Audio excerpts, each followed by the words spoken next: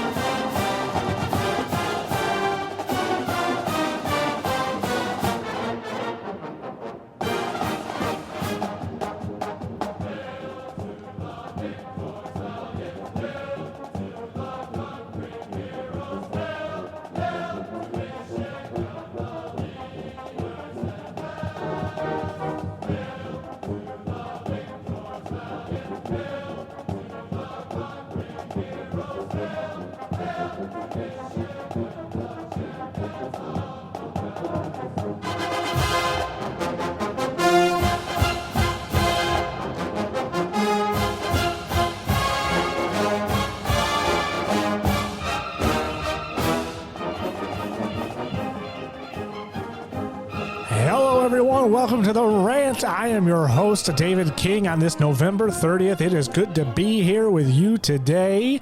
Big win last Saturday for my University of Michigan Wolverines, baby. Do not care if I get hit with a lawsuit for playing this song.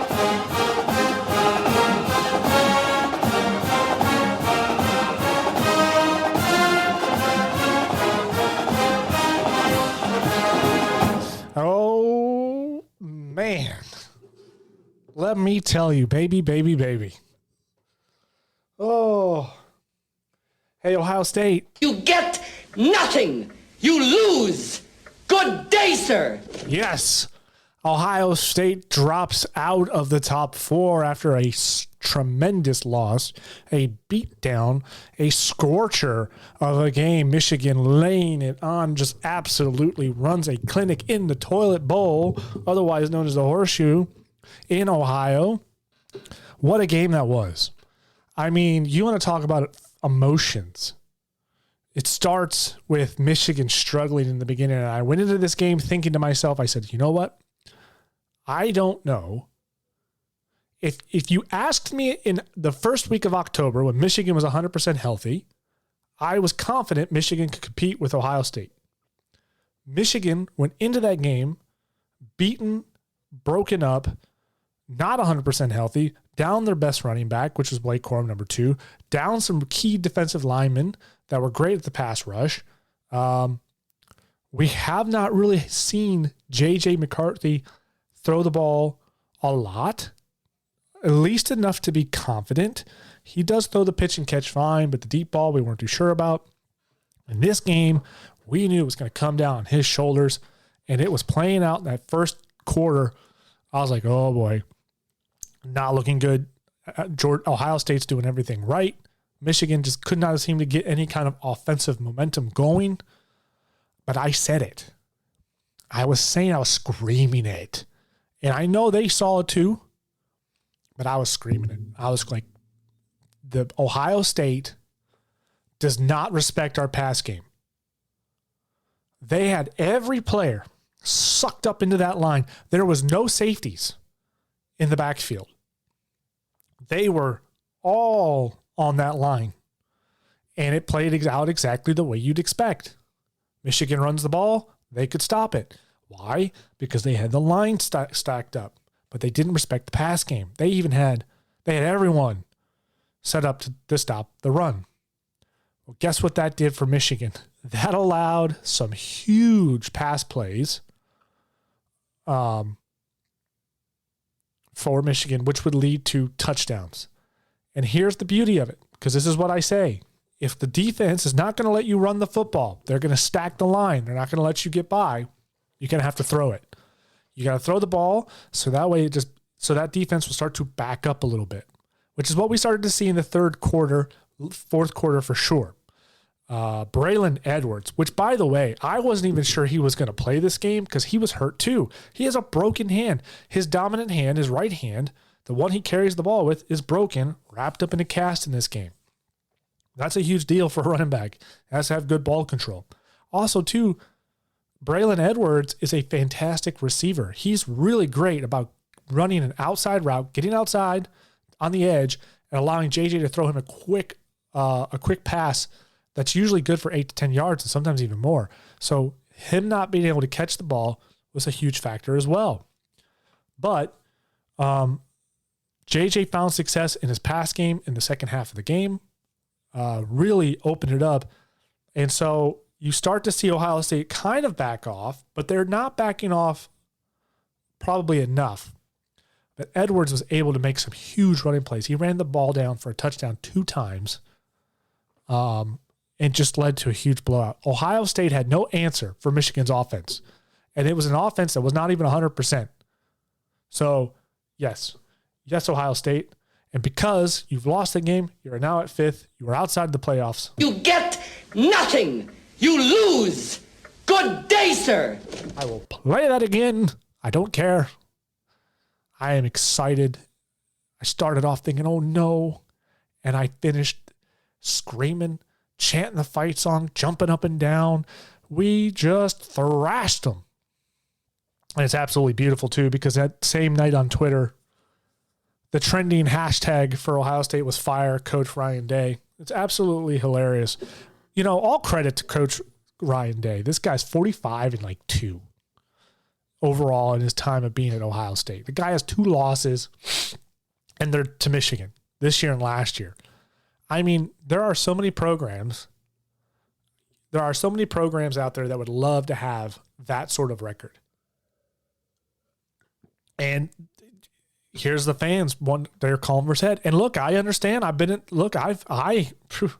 not surprised to see it. I dealt with it over at Michigan with Jim Harbaugh. It took Jim Harbaugh the better part of, oh Lord, how long? I mean, it took years to build this Michigan team back up.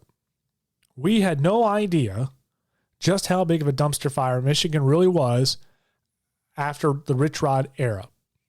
When Lloyd Carr retired and Rich Rod was hired, that man utterly destroyed our program. And it took 2 coaches to get it back to the top. Brady Hoke came in. He got the defense back up and running, but he couldn't get the offense quite what it needed to be. And then Jim Harbaugh came in and he went to work. And it took time. It took a lot of time. But the last 2 years have shown that the hard work has paid off. And as they say, those who stay will be champions. So I am excited. I mean, but we dealt with it, man. The fans wanted Jim Harbaugh's head so often. Fire him. And I'm like, why would you fire your head coach? Why would you fire Harbaugh? Everything he's doing is trending upward. Yeah, it's trending upward slowly, but it's still trending upward. He's not, I mean, aside from the COVID year, which I don't even pretend to, I don't really count that year. That was a horrible year. You couldn't practice. You had limited practices, no on-field practice. I'm like, give me a break. If you're a team that was not 100%, if you're not a team that's already got the talent, that's been playing with each other for a while, which they did not have, they had a lot of young talent at the time, they weren't going to perform well. But that's old news. Here we are. The college football playoff rankings have been released. I thought I had it. Here it is. I pulled up the wrong thing, so I'm glad I looked. Yeah, here we go. I think that was still right. But anyway, so here we are. We have the Week 13 released. It's pretty much set in stone now. I've said in the previous podcasts about the college football playoffs that some things could change. We knew that something would change with Michigan and Ohio State playing. They played. We kind of thought that maybe if it was a close game, Ohio State may stay in the top 4, but it wasn't close at all. It was kind of a shellacking, and you got to remember, it was an away game for Michigan in a place that they hadn't won since 1997, or was it 2000? So you think about that. It's been 12 years or more. I can't remember what year they said it was, but Michigan had not won in the Toilet Bowl in over a decade. And it was an away game. So it's an away game, which is hard enough. It's hard. It is nearly impossible for teams to win in away games. It's very difficult. We've seen that all year. The statistics and the analytics don't lie when it comes to that. If you don't believe me, just Google Joel Klatt on his. He has all the data on it. He's very good about it. He explains it, but it's all right there. So they had everything going against them, and they were hurt. Nobody expected Michigan to win. Everybody picked Ohio State to dominate Michigan, and it went the other way. So it was a giant blowout. Ohio State drops out of here to 5. Now they are just out of reach, which means they could still possibly get in it. So Georgia's at 1. That makes sense. Michigan's at 2. Makes total sense. And TCU's at 3. Those are the only 3 undefeated teams. And then they have now South Carolina at rank number 4. And I like this. I think it's fantastic. I've been saying it for the last week. I would love to see USC get into the top 4. We have a representation from 4 different conferences in this playoff. In my personal opinion, that's the way it should be. We should not have 2 teams from the same conference in the playoffs. I'm okay with it if they don't play each other in the regular season, but the thing about it is they're more than likely going to, because if they are in the top 5, there's a good chance that those 2 are going to meet each other in the conference championship game in their conference. So I don't like having 2 teams from the same conference in the top 4. I don't like it. I think it doesn't make sense. Pick a different team. USC made it. This is good. I think this is going to be great football. I don't know if USC has the ability to compete with 1, 2, or 3. I really don't. But for that matter, Ohio State's at 5. So Ohio State is just outside of the top 4. I don't think Ohio State can compete with the top 3. They clearly can't with Michigan. Michigan's already beaten them. I think TCU is a little bit like Ohio State. I think they're equally yoked in terms of talent. They certainly kind of have a similar they've performed very similar against teams where there has been times where they've almost lost or they had some suspect games where you're like, uh-oh, not so sure about this TCU team. But you could say the same for Georgia and Michigan. Michigan had in Illinois and Maryland, who they kind of struggled with. And Georgia, though, they had the same thing too with Missouri. So it's one of those things where no team here is perfect, even though they have undefeated seasons. There are games there where you could have went, ooh, I don't know. But I don't think Ohio State can beat Georgia. And I'm not sure. I think the Ohio State TCU game could be really good, but that's not going to be the matchup. Ohio State, so they got Ohio State in 5th, just outside the top 4, and that's a fair assessment. That's a fair place to drop Ohio State, in my opinion. Yes, they got a shellacking from Michigan, but they were still undefeated prior to it, and they lost to technically, a top 4 team. So they'll drop just below the top 4, and they can hope and pray that an USC or a TCU loses. I think TCU, Michigan, and Georgia are locked in. I don't believe they're going to go anywhere depending on the outcome of the SEC championship. However, USC needs to beat Utah. They are already 11-1. I think if USC loses to Utah in their championship game, Ohio State can creep back into the top 4. So I'm sure the Buckeye fans, they are praying that that's what happens. South Carolina has South Carolina. What the heck am I talking about? USC. If I remember this correctly, I want to make sure I get this right. USC has already lost to Utah. They played Utah earlier in the season, I thought. Let me check. This is live, ladies and gentlemen. Yeah, right here. October 15th. They lost to Utah by 1 point. So it stands to reason that USC could lose to Utah again. So that is it's going to be some excitement in college football there. Ohio State could creep their way back in. But if Ohio State does creep their way back in, it's very likely they won't play Michigan. They'll probably play Georgia. That's usually how it goes. And so you got Ohio State at 5. And then, of course, everything beyond that really doesn't matter. But I want to touch on it. I'd like to get into it because Alabama is at number 6. And this is my big issue. Alabama does not deserve to be in the number 6 position. You could say, well, why? And you may have an argument, but here's my thing. Alabama has not had a very good year. They have not played well, and they've lost to Tennessee and LSU. Tennessee is ranked below Alabama at 7. I believe Tennessee should be at 6. Alabama should be at no less than no lower than 7. Or higher than 7, I should say. Sorry, I get that reversed. In my opinion, Alabama should be 9. I think they should be right next to Clemson at 9 or 10.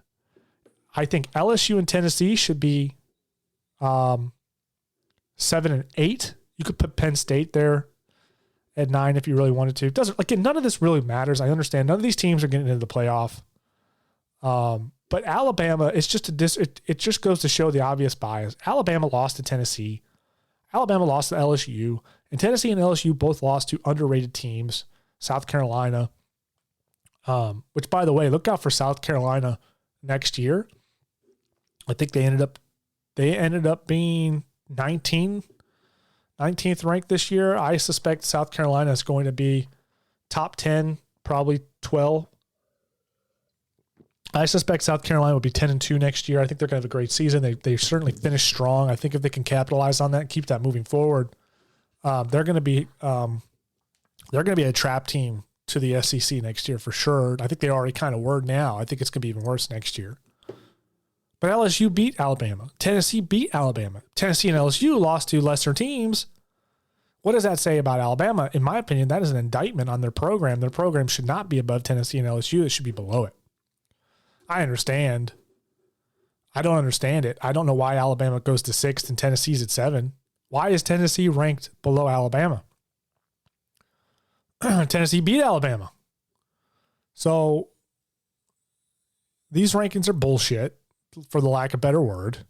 I don't like it. I think it's completely unfair to other teams. There's an obvious bias.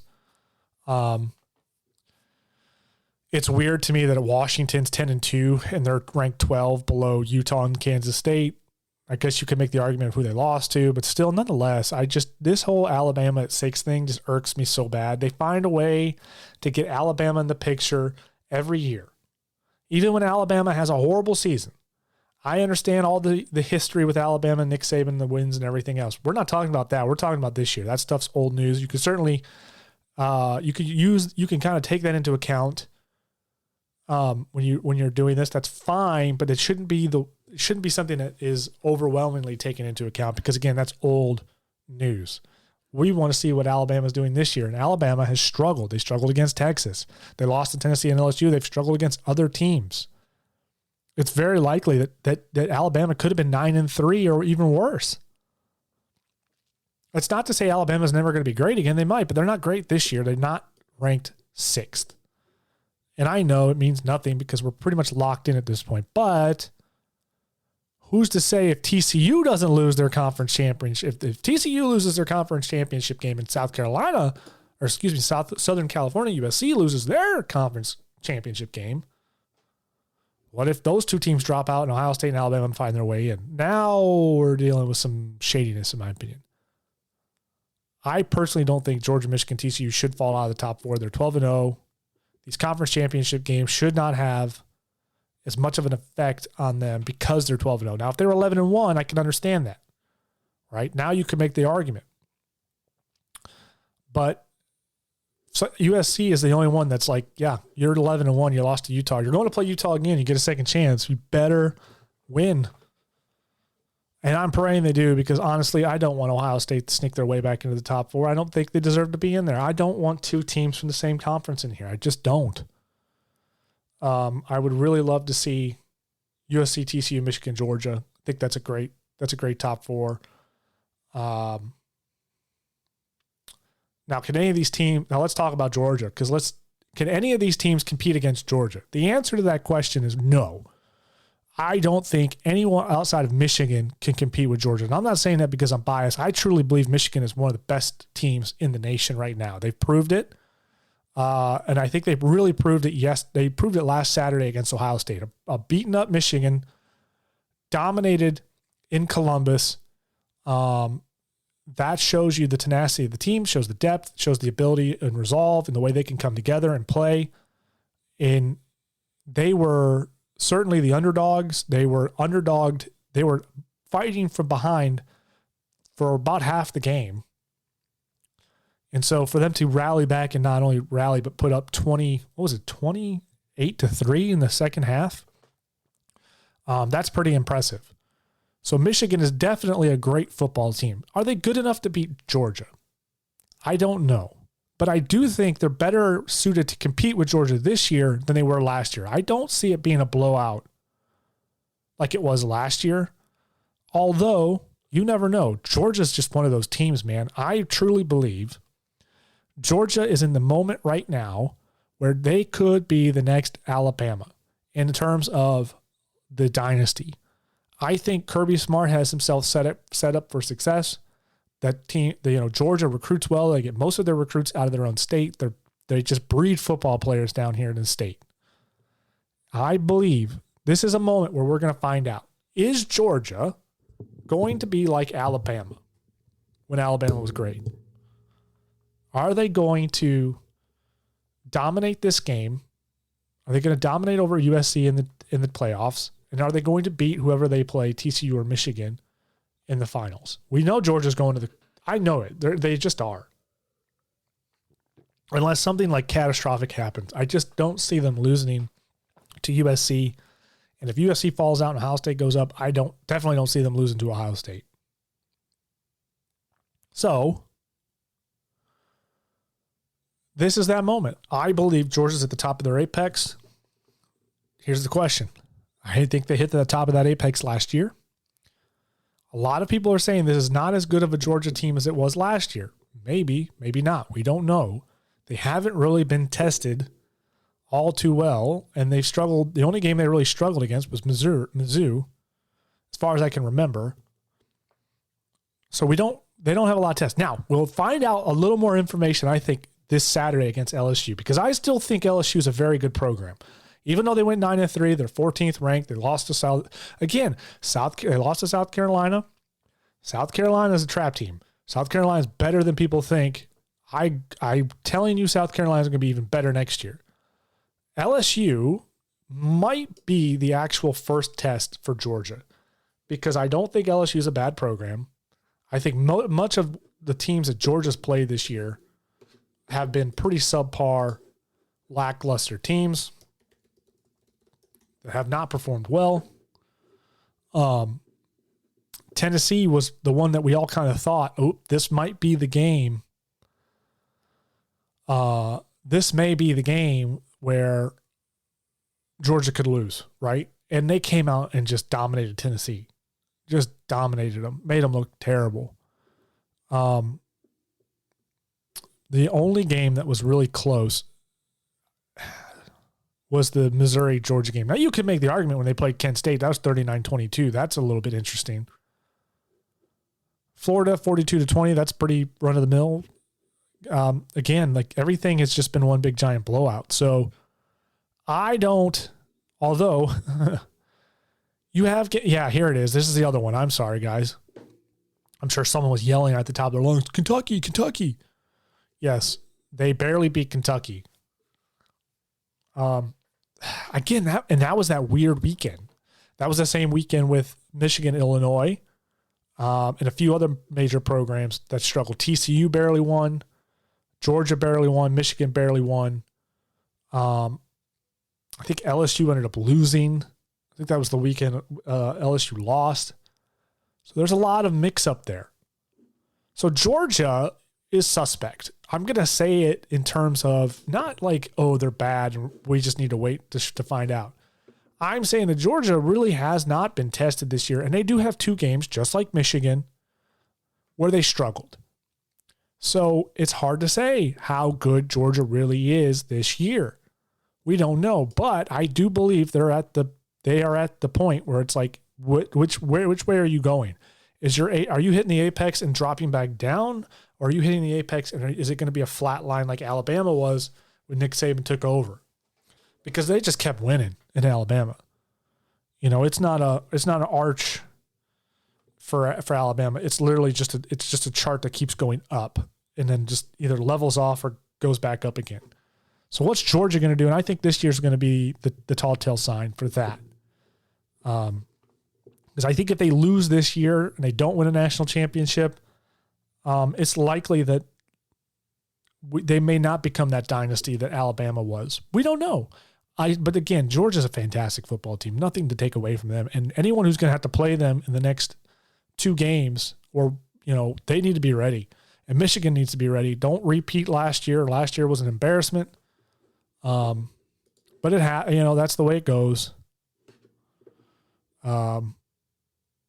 Certainly, that was an embarrassment. But we'll see. Where was I? I just got off track here. Sorry about that, folks. So Georgia is basically here to make the statement that they are the next dynasty, and I think this is their moment for that. We'll see how it plays out. Michigan is at, I think, a point now where they are finally, I like the term he got the monkey off his back when he beat Ohio State last year. I like the term like Jim Harbaugh's gotten the monkey off his back in terms of rebuilding the program. There's no more rebuilding. We have built it. It's there. It's time to, tend to it. It's like a farmer. The crops have come up. Now we just need to keep watering it, tending to it so we can harvest it. That's basically where Michigan's at. Michigan has the talent. Michigan has the ability to win the big games. We've clearly seen that. They've shown it. They have the depth. They have everything they need. They just have to go out and do it. I kind of feel like Michigan is where Georgia was 2 years ago. Georgia was a fantastic. Georgia's been just a knockout, lights out football team for since I've been in the South. Since I've lived in Georgia, even under Mark Richt, Georgia was a fantastic program. Georgia was plagued with a lot of injuries. I think that's what hurt Mark Richt's program the most. You can blame him or not. I don't blame him. I blame every time I'd watch their program. It's like, oh yeah, they got key players hurt, and that doesn't help, especially in the SEC when the SEC was very strong in the early 2010s into 2020. I look at Michigan as being Georgia 2 years ago. Georgia was they were so good, but they weren't quite good enough to win a national championship. You see that so much, like where they just perform so well, but they just can't quite beat that really good team.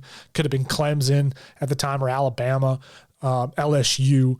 These teams that were just they're at their prime. They are set up, and you could see, those teams. Clemson had a dominant quarterback. Alabama had their good quarterback. LSU had their quarterback too. What's his name? It always seems like when a team has a really, really nice stud of a quarterback, on top of everything else, they tend to move up into that championship level position. And Georgia had a good quarterback, but I just think they were so close, but not quite there. But last year was their year. But it could be their year this year too. I think Michigan is Georgia a few years ago. So what does that mean? Do I think Michigan's not going to win a national championship this year? I don't know. But I do think Michigan is set up to compete for it. I'm not going to go into it thinking, well, I just hope it's a good game. Last year when Michigan was going to play Georgia in the playoffs, I was like, man, I just hope it's close. I just hope it's a good game. I did not think Michigan had it to go all the way last year. This year, I feel a little bit different. I feel a lot better about it. Not super confident, not Alabama confident like those Alabama fans are. They are certainly extremely confident when it comes to their team. But I do think that they are set up to compete, and I think they'll show that, whether they win or not, but I think they will make a case for why they should have been in the top 4. TCU, I think TCU is Michigan last year. I think they're good. I don't know if they're good enough to beat Georgia. And quite frankly, I feel like TCU, in terms of where they're at, they feel a lot like Ohio State. They're a good team, but they're vulnerable in certain positions. So I don't know. We'll see how that plays out. And USC is the biggest underdog here in the top 4 as far as I'm concerned. USC's got to have, they really need to come out and make a statement against Utah big time. And so we'll see how it plays out. We'll see about that one too, but I don't know about USC. I really, really don't. They've not played very well against a lot of teams. They've been very close. I think, USC has got a few more years in there before they're a really good team again. That could change. They could be much better next year, and they very well could be. They could be a whole different team next year with more experience. We'll see, but we're not talking about next year. We're talking about this year. So all in all, I just like this top 4. All 4 different conferences. Teams we're not used to seeing in here. TCU, Southern USC being in here. It's so great. I love it. Michigan's in here in the top 4, which is good. That's not a team we haven't seen in a while, which makes me happy because I'm a Michigan man. But it's just good to see somebody. It's good to see that representation from the Big Ten in there. And of course, you got Georgia.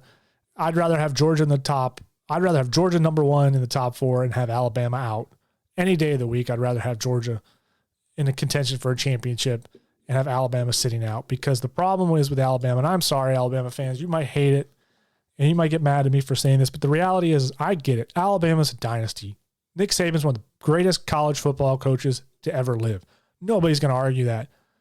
But the problem is it's created with this 4-team invitational, it has created a level of bias unprecedented to man, to the point now where Alabama is almost a surefire bet to be somewhere near that top 4, even if they've had a bad season like this year. Anyone else that would have had a season like Alabama, they'd be out. And we know that because look at Tennessee. They're 7. LSU dropped all the way to 14. Clemson's 9. So Penn State's at 8. So any other team that has a season like Alabama, they're going to fall out to the point where they're out of contention. They're not getting in.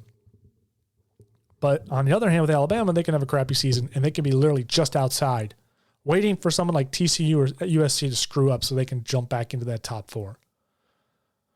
But they're idle. Ohio State and Alabama are idle this weekend. They are not the masters of their own fate. They can only hope that somebody else screws up. But as it stands, this is where it is. Georgia, Michigan, TCU, and USC. That is what is going to the CFP. That could change. USC, again, I've always said that number 4 spot is always yours to lose, right? Georgia's not moving. Michigan's likely not going to move either. And it seems to me that TCU isn't. But I've said for the last 3 weeks, that 4th spot, that could be anybody's spot. Even now, this close to the end, now that the regular season's over and we got or conference championships, it's still potentially somebody else's spot. So that 4th spot really does matter quite a bit. And so USC, it's yours to lose. You better not screw it up. Don't let the Buckeyes back in. Beat Utah. That's all I'm going to say. And on that note, folks, what an exciting weekend of college football. God, I love college football so much. This is the thing that just gets my blood pumping. Big games like the Michigan-Ohio State, the game. Big games like that. When you got it all on the line, USC, man, they have got it all. They have to go and they got to win this weekend. If they don't, who knows what's going to happen to these college football playoffs. Everybody needs to hang on. Michigan, TCU, Southern California, Georgia, all got to hang on, do their thing. LSU's going to be looking for that upset over Georgia. You just know it. Wouldn't that be crazy? This is going to be an exciting weekend of college football, and it's going to be the best way to kick off the end of the regular season before we move into bowl season and the playoffs. So, all right, folks, thank you so much. Let me know what you think. What do you think of these rankings? What do you think of USC being put at number 4? I'd love to hear your thoughts. You can email me at davidking.therant@gmail.com. Hit me up on social media, Facebook, Twitter, The Real DM King. Tell me your thoughts. I'd like to know. You can also like, review, and share this podcast if you enjoy it. Tell your friends all about it. Trying to get to a regular schedule. I'm building an addition on my house, so I don't get to get behind the mic very much right now. But once that addition is done, we'll be back at it at a more regular pace. But I'm trying to do at least one episode a week. But let me know what you think, guys. What do you think about college football right now? Is it exciting? Are you mad? Are you an Ohio State fan and you're just utterly pissed off? If you are an Ohio State fan, don't write me because I don't care. Just kidding. I love anyone who listens to my podcast. Thank you guys so much. Have a great day, and I will see you again soon.